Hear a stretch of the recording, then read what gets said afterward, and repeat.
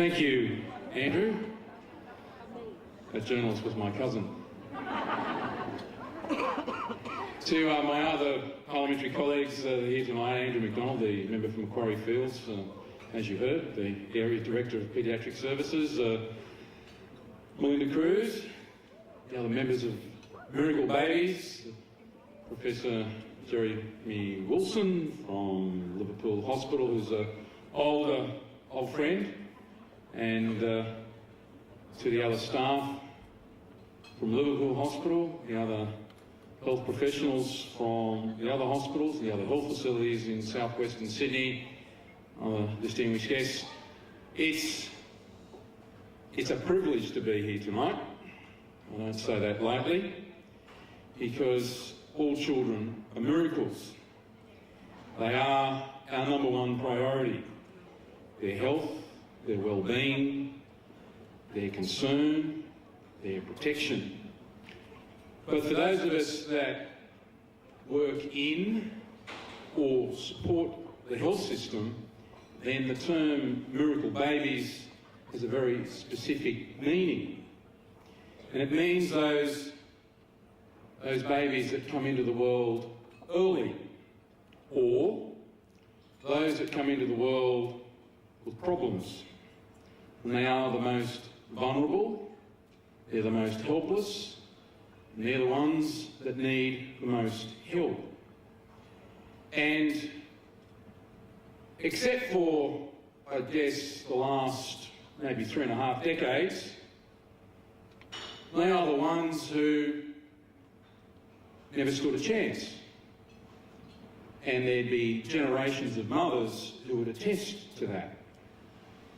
And at no time in human history, except maybe in the last 30 to 35 years, if you were a child, if you were a baby, and you were born sick, you were born with frailty, or you were born premature, then you didn't have a chance. And it's been because of medical research and the breakthroughs.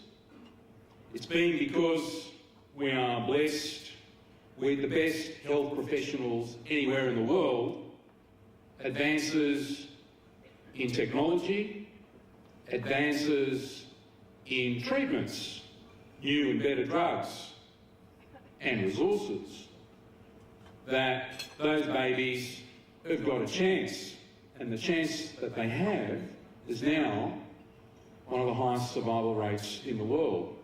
And each year, their chances improve. They improve because of what's happened in the last 3 to 3.5 decades. A new breakthrough, a new drug, a new piece of equipment that improves the odds at the table of life.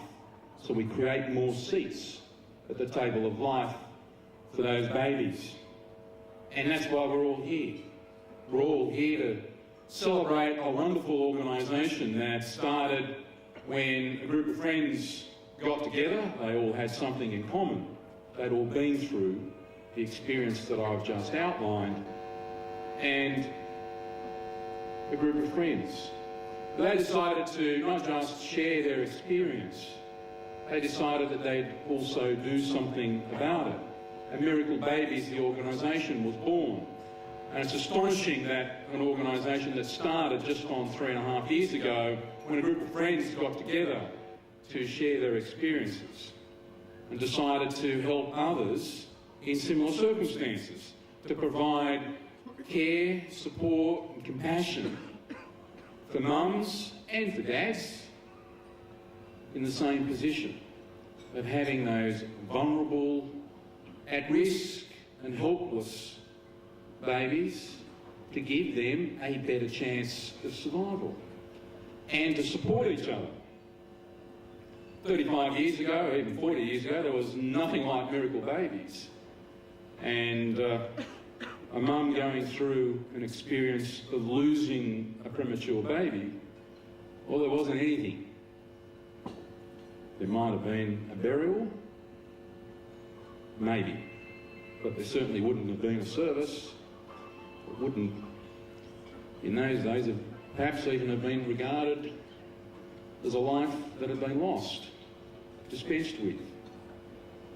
And so a lot of the change, in addition to technology and equipment and breakthroughs in research, has also been a change in attitudes. So today, and what has happened over the last 3 and a bit decades, is that we pull out all stops to give those babies a chance, a bigger chance, but we also recognise that support for the mums and dads is also important.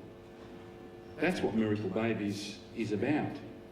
It's about bringing families together, parents, mothers and fathers together at a time that is extremely difficult, perhaps the most difficult time of their lives, as they sit by helpless.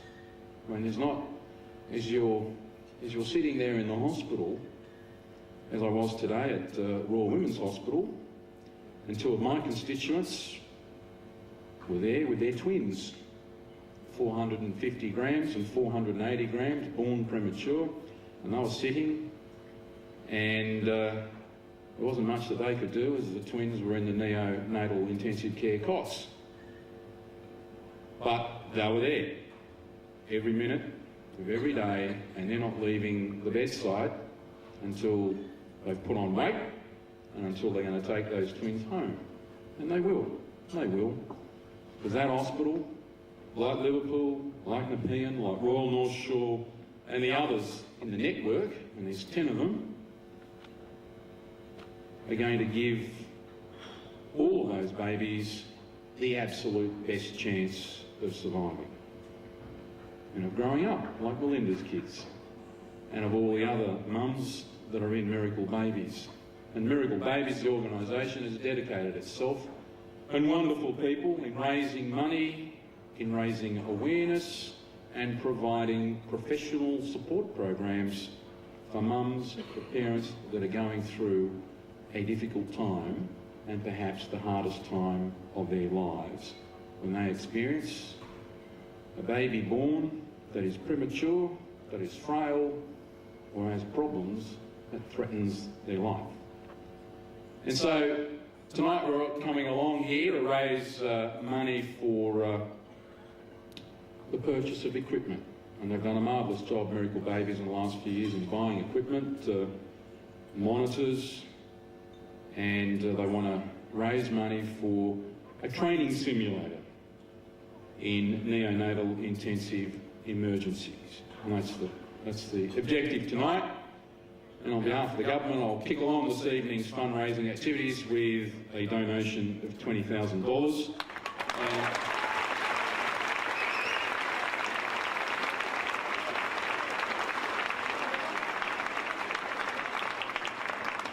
And so to Melinda and Miracle Babies, good on you.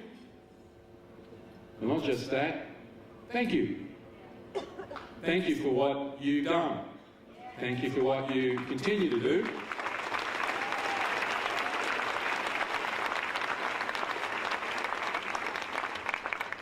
On the most important job of all,